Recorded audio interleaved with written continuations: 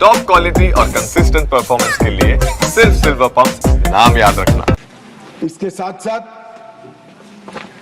मोदी जी ने आतंकवाद के खिलाफ जीरो टॉलरेंस को धार देने के लिए कानूनी आधार भी बड़ा मजबूत किया।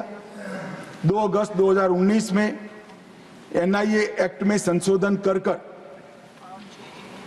नए अपराधों को समाये, विदेश में भी जांच का अधिकार मिला, यूएपीए में भी संशोधन कर दिया गया, आतंकवादियों की संपत्ति जब्त करने का हमें अधिकार मिला, व्यक्तियों को भी आतंकवादी घोषित करने का अधिकार मिला, डी रेडिकलाइजेशन के प्रयासों को भी कानूनी ताकत देने का काम हुआ, मैक को रिवैम्प किया गया, मैक के अंदर साइबर सुरक्षा, narco terrorism, gun running, organise crime और उभरते हुए कट्टरवादी हॉटस्पॉट मैक के रिपोर्टिंग का हिस्सा बनाए गए, नेशनल मेमोरी बैंक बनाया गया और नए जो संशोधन करे, मुझे बरोबर याद है कि दिग्विजय जी कहते थे इसका दुरुपयोग हमारे सामने होगा। दिग्विजय जी आपके सामने नहीं हुआ। जब मैं एनआईए का संशोधन लेकर आया तब मुझे बरोबर याद है दिग्विजय सिंह कि इसका दुरुपयोग होगा, आपके सामने नहीं हुआ।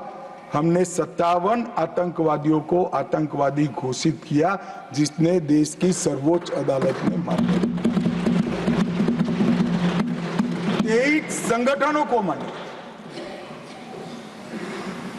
हमने अनलॉफुल एसोसिएशन घोषित की और मैं आज गर्व के साथ कह रहा हूं 19 से 24 के बीच में हुर्रियत के सबसे सीरियस टाइप के 14 ऑर्गेनाइजेशन आज 14 के 14 बैन कर दिए गए। मान्यवर, हुर्रियत का अस्तित्व जिस हुर्रियत के साथ एक जमाने में बातचीत करते थे, पाकिस्तान के बातचीत करने के लिए मीडिएटर बनाया था, आतंकवादी संगठनों से बातचीत करने के लिए, वो हुर्रियत को हमने समाप्त कर दिया, जमीन के अंदर काटने।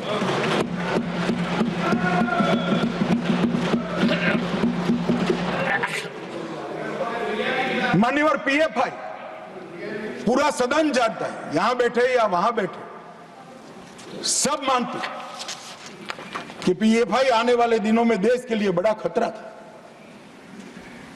मगर जो खतरों को दूर से नहीं देखते वो देश को खतरों से नहीं बचा सकते। मूक दर्शक बनकर, मूक प्रेक्षक बनकर खतरों को देख नहीं रहे।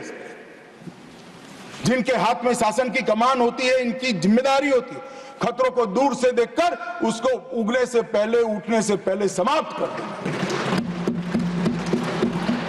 हमने पीएफआई पर बैन लगाया, एक साथ देश के 24 राज्यों में रेड डालकर पीएफआई के एक एक बंदे को उठाकर जेल की सलाख होकर